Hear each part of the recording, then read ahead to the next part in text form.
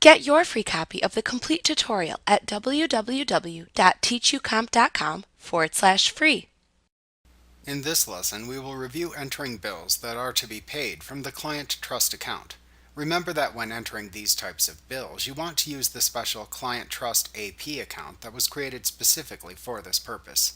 It is very important to remember to select this account from the top of the Enter Bills window when entering these bills, so as to not enter these bills against the law firm's AP account.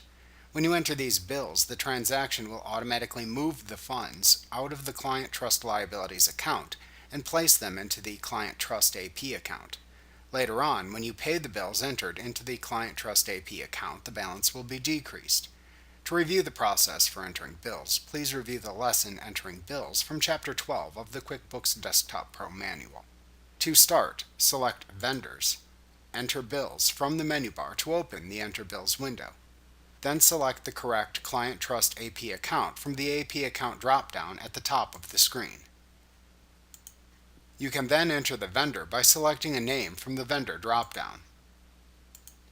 For services provided by your firm, you can enter the name of your firm into the vendor list and then select it from this drop-down. Then enter the date and bill due fields values.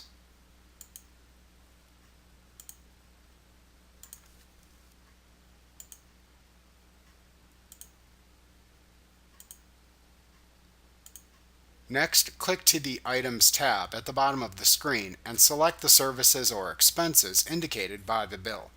You can always add as many service items as needed to track the services and expenses that you pay from the client account.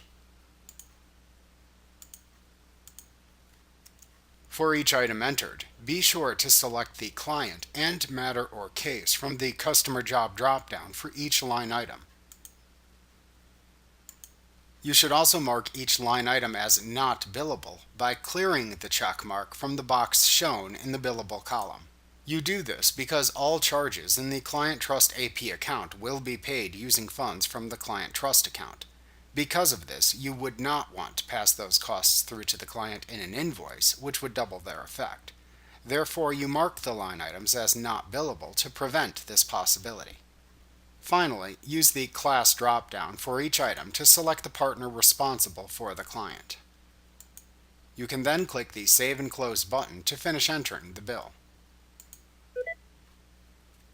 Like what you see? Pick up your free copy of the complete tutorial at www.teachucomp.com/free.